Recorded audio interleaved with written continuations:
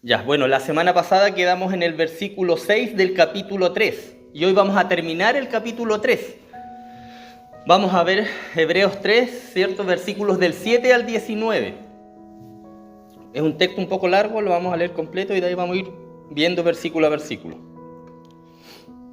Dice el texto: por lo cual, como dice el Espíritu Santo, si oyeres hoy su voz, no endurezcáis vuestros corazones, como en la provocación en el día de la tentación en el desierto, donde me tentaron vuestros padres, me probaron y vieron mis obras 40 años, a causa de lo cual me disgusté contra esa generación y dije: siempre andan vagando en su corazón y no han conocido mis caminos. Por tanto, juré en mi ira, no entrarán en mi reposo. Mirad, hermanos, que no haya en ninguno de vosotros corazón malo de incredulidad para apartarse del Dios vivo. Antes, exhortaos los unos a los otros cada día, entre tanto que se dice hoy, para que ninguno de vosotros se endurezca en el engaño del pecado, porque somos hechos participantes de Cristo, con tal que retengamos firme hasta el fin nuestra confianza del principio. Entre tanto que se dice: si oyeres hoy su voz, no endurezcáis vuestros corazones como en la provocación. ¿Quiénes fueron los que habiendo oído le provocaron? ¿No fueron todos los que salieron de Egipto por mano de Moisés? ¿Y con quién estuvo él disgustado 40 años? ¿No fue con los que pecaron, cuyos cuerpos cayeron en el desierto? ¿Y a quienes juró que no entrarían en su reposo sino a aquellos que desobedecieron? Y vemos que no pudieron entrar a causa de incredulidad. Amén. Amén. Ese es el texto de hoy, ¿cierto? Hebreos 3, versículos del 7 al 19.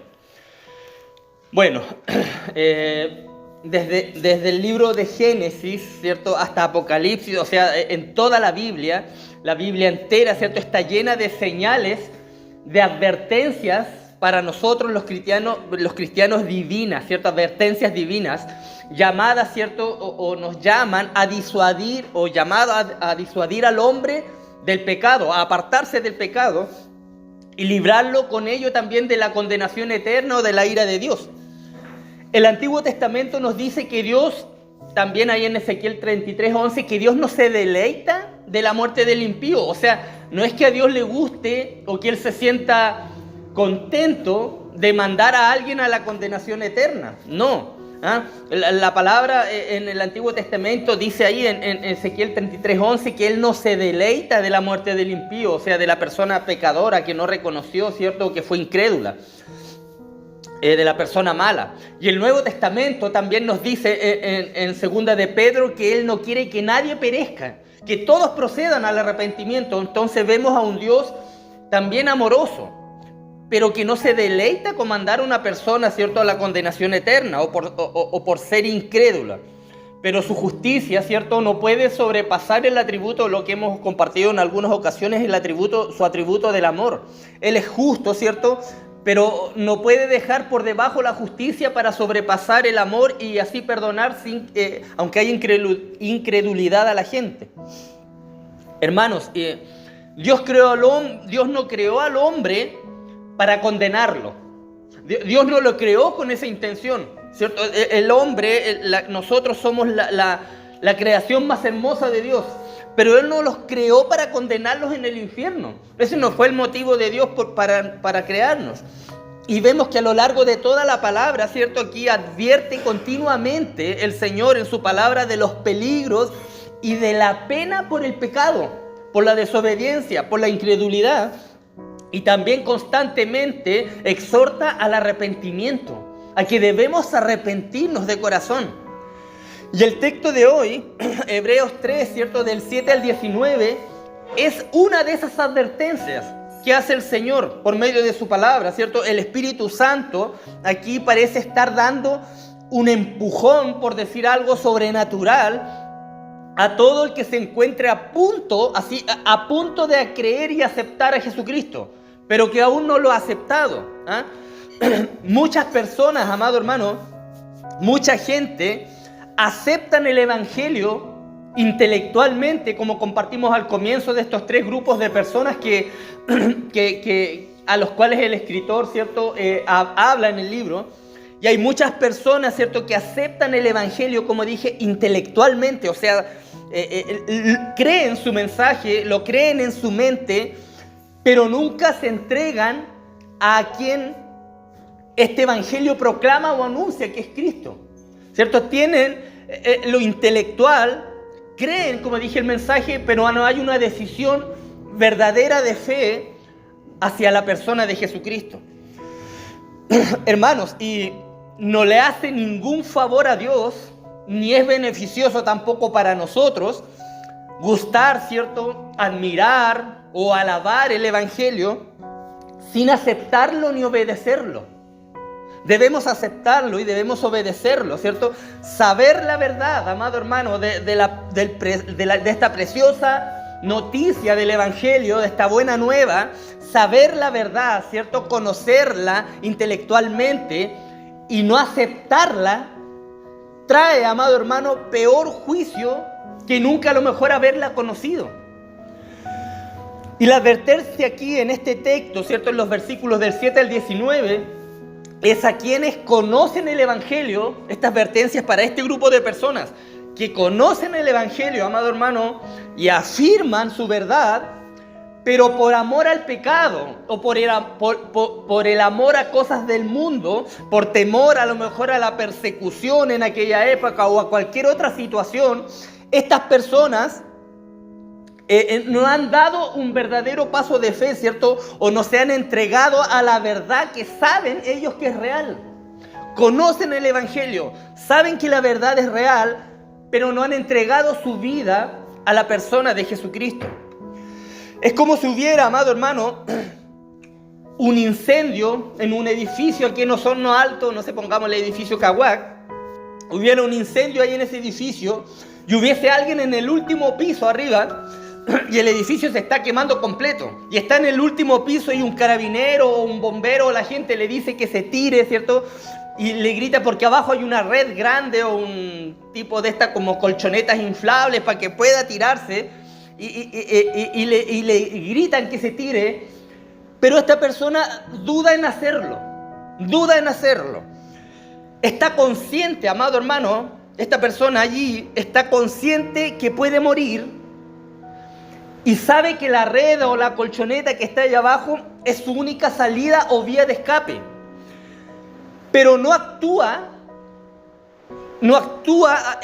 con la base en su pensamiento necesario o verdadero. Él sabe que va a morir arriba, pero no actúa de acuerdo a eso y no se tira. La verdad es esta, amado hermano.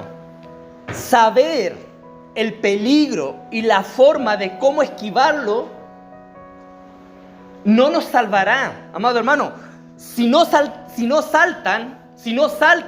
saltamos, moriremos. Moriremos, amado hermano.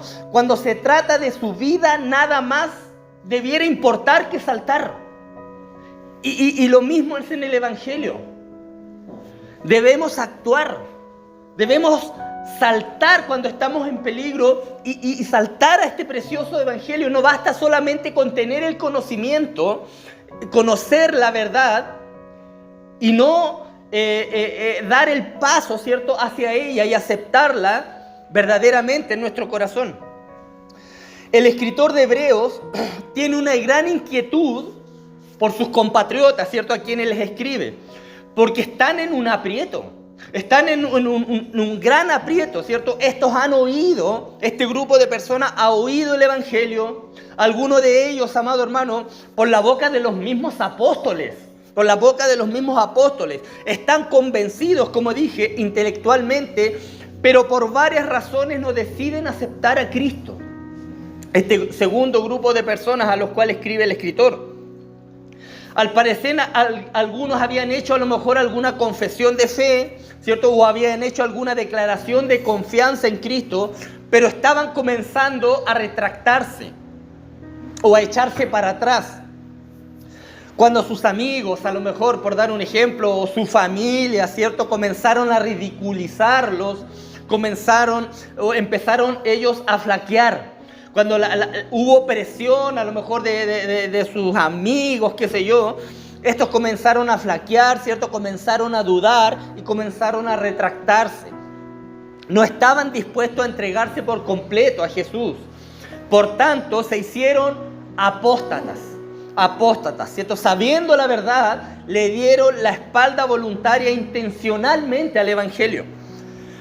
Y los versículos del 7 al 11, de aquí del capítulo 3, de esta sección, está citando también el Salmo 95. Aquí el escritor cita el Salmo 95 de los versículos 7, al 11, se cita el Salmo 95. Y este salmo se escribió en tiempos de David, en los tiempos donde David reinaba, pero habla de tiempos de Moisés, de mucho tiempo antes. Describe la desobediencia de Israel y el rechazo de Dios, ¿cierto?, en la peregrinación del éxodo del pueblo.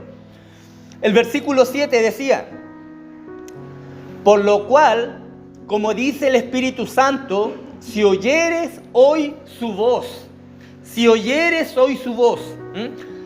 empieza diciéndole, dice el versículo, dice el Espíritu Santo.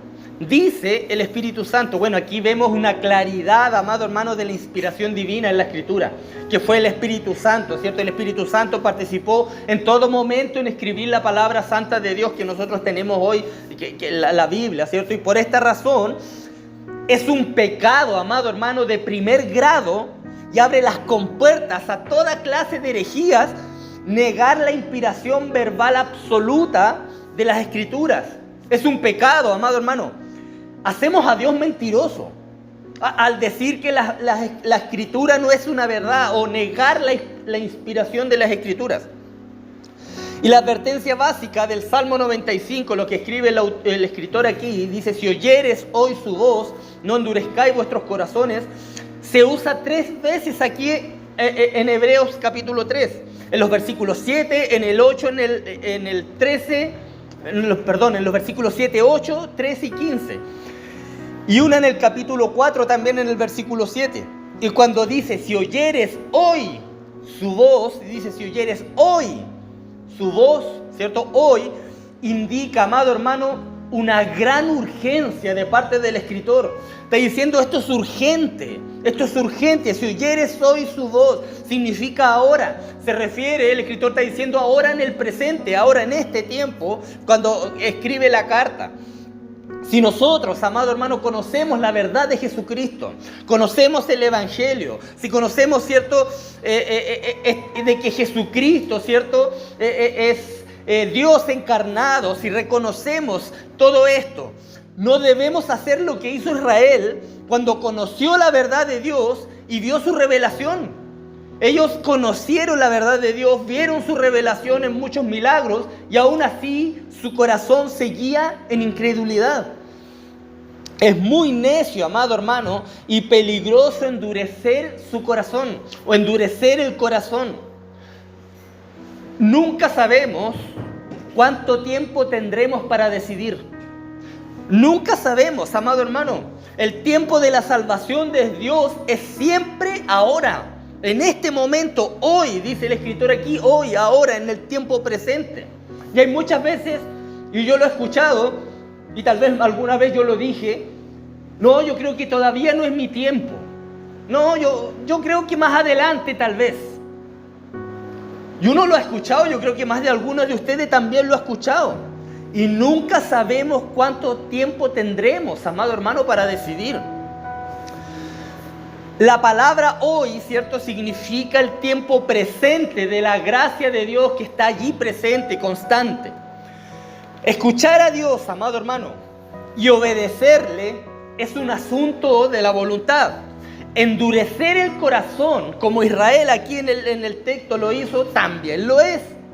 Y Pablo advierte en 1 de Timoteo capítulo 4 que nuestros corazones o nuestras conciencias, dice ahí Pablo, pueden cauterizarse o pueden volverse insensibles, ¿cierto? Como la piel que ha sufrido a lo mejor una quemadura, la cicatriz, ¿cierto? Reemplaza esa cicatriz de la quemadura, reemplaza la piel y la piel queda con poca sensibilidad. Así, eso es lo que quiere expresar el apóstol Pablo cuando le escribe a Timoteo, ¿cierto? Que las conciencias, ¿cierto? Los corazones pueden cauterizarse y volverse insensibles. Cuando el corazón es suave, cuando la conciencia, amado hermano, es sensible, cuando el intelecto está convencido de Cristo, es el tiempo, amado hermano, de decidirse. Cuando aún se es flexible y receptivo. De otra forma, la persona terminará volviéndose dura, terminará volviéndose terca, ¿cierto? E insensible espiritualmente. Y el evangelio dejará de tener atractivo en él. Versículo 8 dice: no endurezcáis vuestros corazones como en la provocación en el día de la tentación en el desierto. Israel, amado hermano, había estado en Egipto alrededor o más o menos 400 años. Estuvo Israel en Egipto. Y los últimos 200 años estuvo en esclavitud, como esclavos. De esos 400, los últimos 200 estuvo como esclavo. Los egipcios, para evitar, ¿cierto?, que los israelitas se volvieran una amenaza porque estaban creciendo mucho, los obligaron a trabajar en exceso, ¿cierto? Los tenían mal alimentados, algunos morían de inanición, de hambre, ¿cierto? Y también los azotaban, los maltrataban regularmente. Y Dios, para castigar a los egipcios e inducirlos a que dejasen ir al pueblo, a su pueblo, ¿cierto?, los afligió con una serie de 10 plagas, que todos las conocemos. Y la última, la peor de todas, ¿cierto?, la muerte de todos los primogénitos. Y en ese momento, en la muerte de los primogénitos, en la última plaga, Faraón, ¿cierto?, rogó a los israelitas, a Moisés, a los israelitas que se fueran. Cosa que el pueblo de Israel lo hizo, pero rápidamente. Y salieron de Egipto, bajo el liderazgo de Moisés. Cuando llegaron al Mar Rojo, y estaban por cruzar el Mar Rojo, el faraón cambió de parecer lo que había hecho, ¿cierto? Y fue con sus tropas a matarlos y a traer a algunos de vuelta, a traerlos de vuelta a Egipto. Y Dios realizó un milagro ahí, otro milagro más, ¿cierto? Dividió las aguas, el pueblo de Israel, todos conocemos la historia, pasó en seco, y después cuando pasó el ejército de Faraón, se ahogó, ¿cierto?, en medio de las aguas. Y Dios continuó bendiciéndoles con muchos milagros. Después de cada bendición, después de cada milagro, el pueblo de Israel se sentían satisfechos por un tiempo breve. Y volvían pronto a la queja, amado hermano, volvían a dudar nuevamente de Dios y volvían a exigirle cosas a Dios y en este caso a Moisés. Se convirtieron, amado hermano, el pueblo de Israel en una ilustración clásica de incredulidad frente a una asombrosa evidencia que tenían frente a sus ojos en cada milagro que el Señor hacía frente de ellos.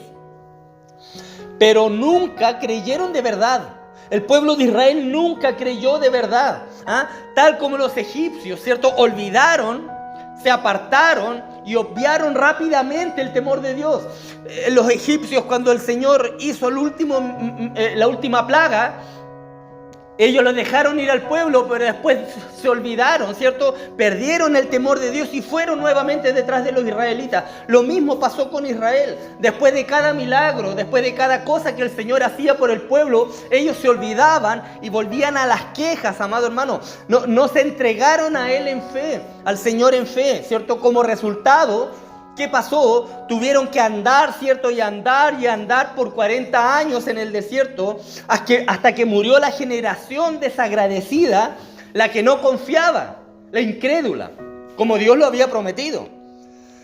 Y por causa de la incredulidad, anduvieron en círculos, como dije recién, durante 40 años en una tierra estéril, desolada y opresiva, antes de que la nueva generación llegara a la tierra prometida.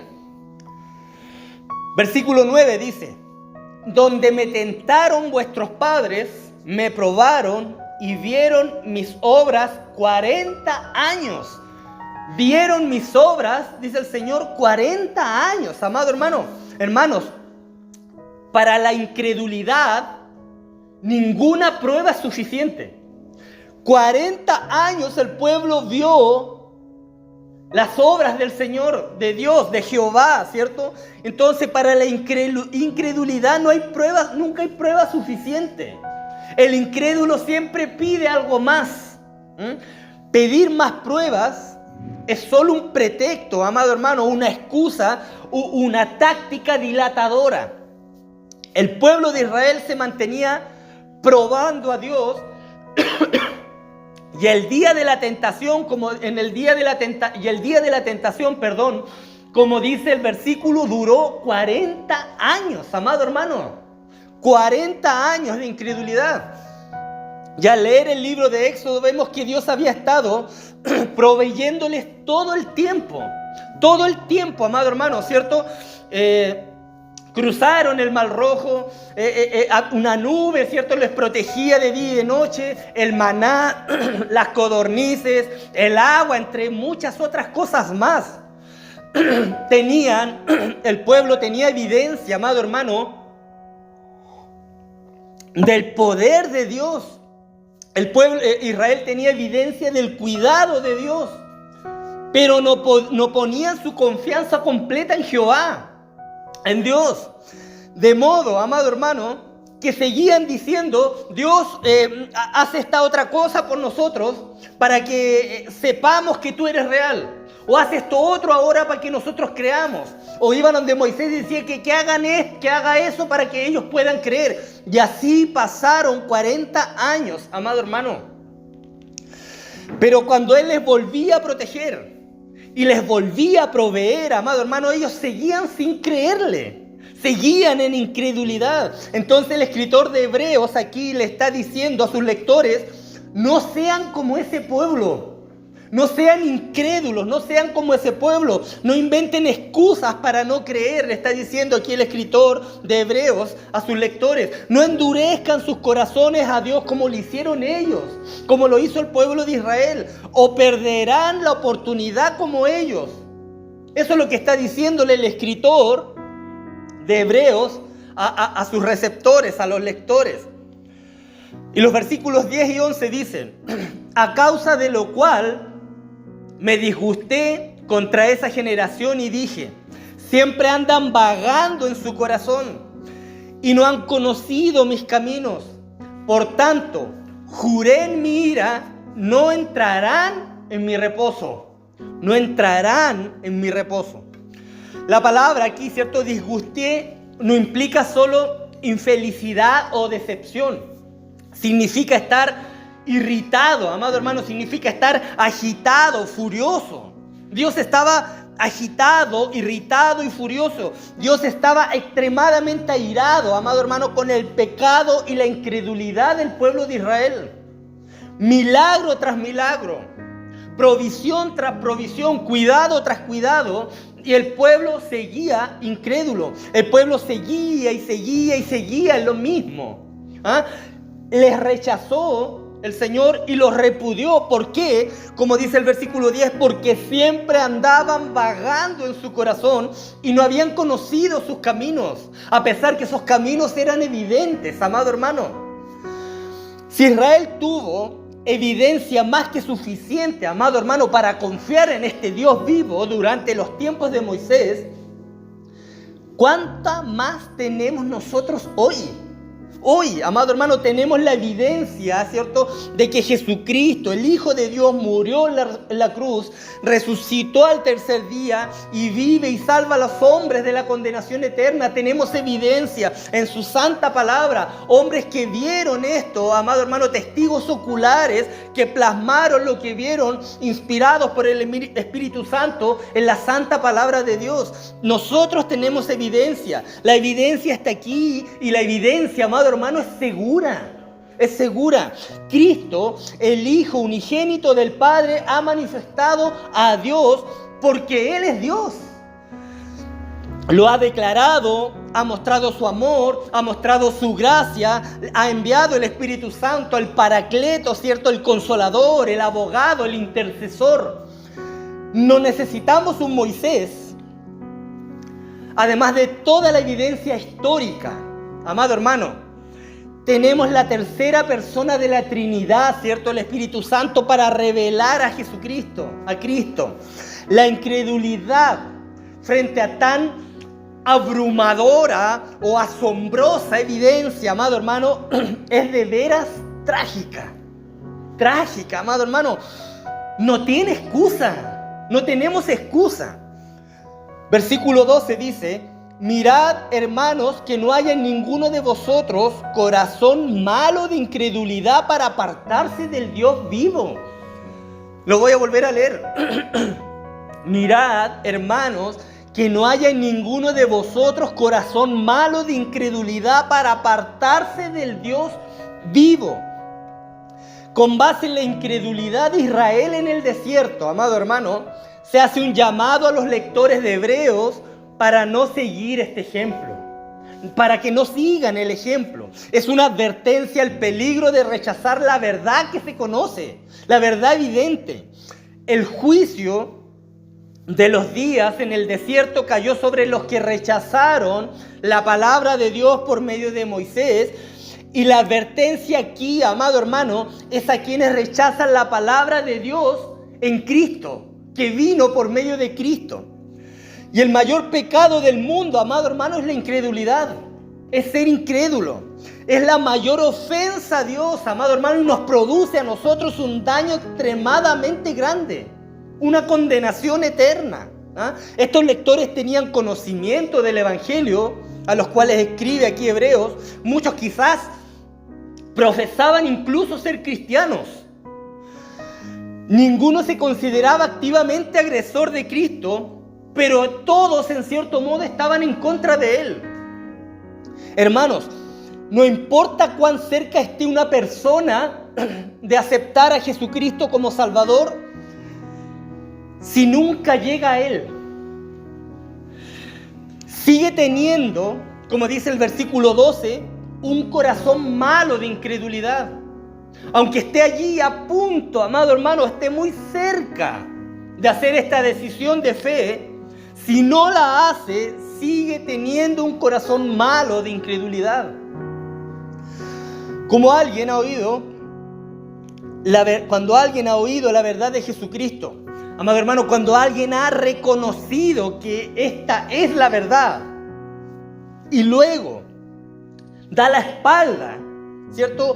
Y se aleja de ella, no hay nada más que Dios pueda hacer.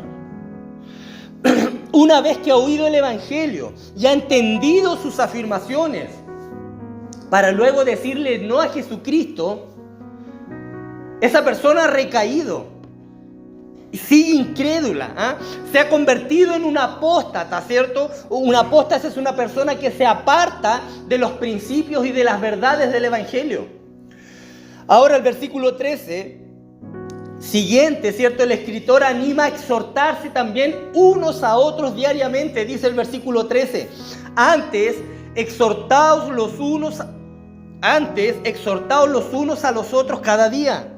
Entre tanto que se dice, hoy, para que ninguno de vosotros se endurezca por el engaño del pecado. La palabra exhortado, ¿cierto? Todos la conocemos.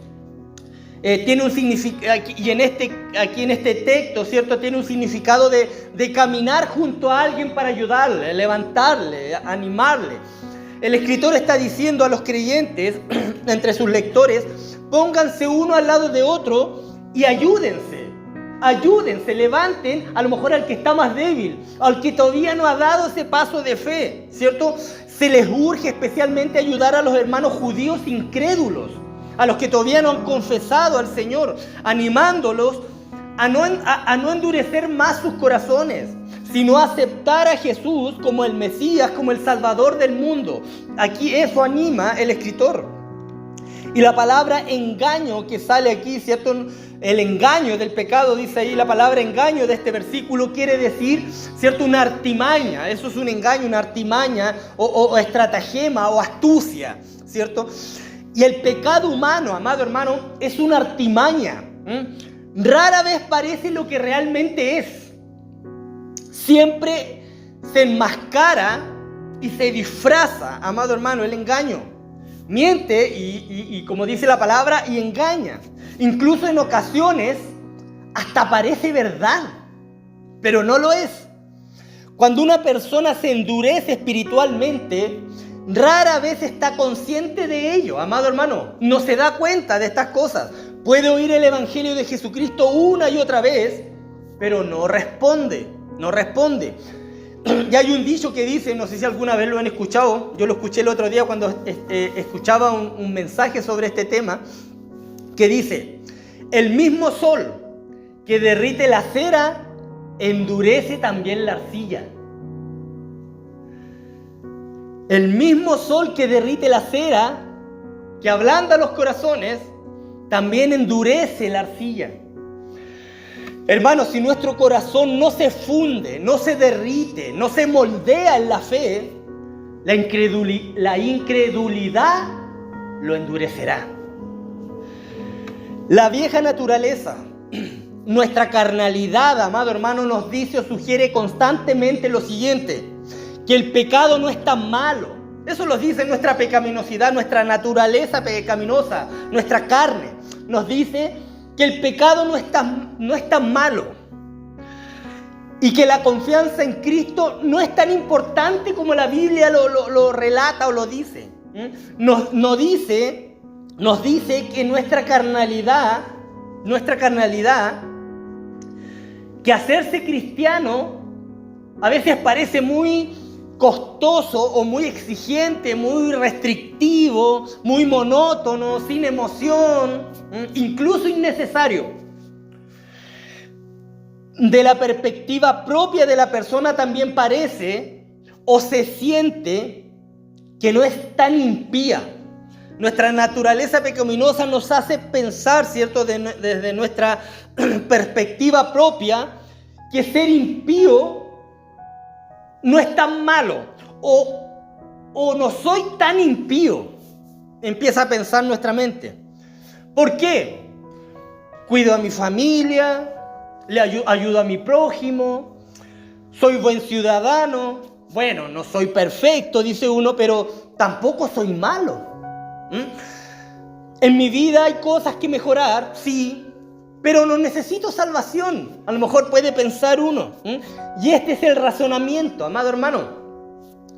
Y es lo que con engaños, dice la Escritura, con engaños, dice la naturaleza del pecado, los hombres en cuanto a su necesidad de salvación, ¿cierto? Aquí está esa palabra engaño. Y ese es el engaño que trabaja en nuestra mente, amado hermano, de esa manera.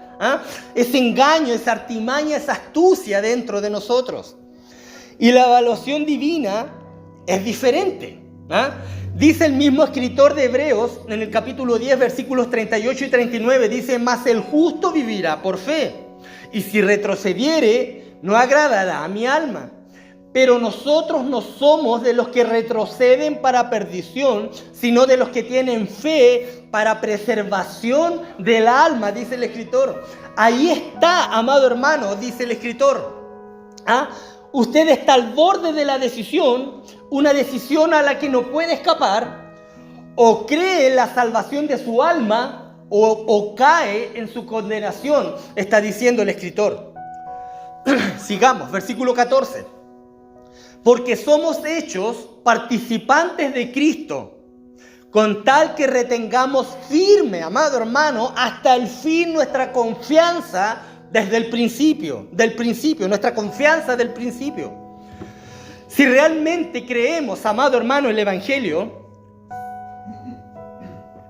si hemos entregado nuestra vida a Jesucristo, ¿cierto? Nuestra vida a Él, entonces al final del día, al final del año, al final de nuestra vida, de nuestro peregrinar cristiano, de nuestro caminar cristiano, nuestro compromiso deberá seguir en pie. Siempre, amado hermano, la prueba más grande de la salvación es la continuidad o la perseverancia en la vida cristiana. A pesar de los problemas, a pesar de los pecados, a pesar de las pruebas que podamos tener, amado hermano, debemos humillarnos ante Dios, ante su presencia cada día y perseverar hasta el fin sin apartarlos de Él. Vamos a caer y vamos a caer. Vamos a pasar pruebas, amado hermano, muchas pruebas, pero debemos seguir sin apartarnos de Él. El creyente verdadero permanece en Cristo a pesar de las circunstancias que puedan venir a su vida, lo que sea. Jesús dijo en Juan 8:31, si vosotros permanecéis en mi palabra, seréis verdaderamente mis discípulos. ¿Qué pasa? Que a veces caemos y nos alejamos y nos volvemos más a los pies de Cristo. Cuando alguien se aparta del Evangelio, amado hermano, se echa atrás en su fe, solo podemos concluir que dicha persona nunca creyó, amado hermano, no creyó nunca. Y a veces es duro esto. Hay casos en que uno sí está alejado, amado hermano.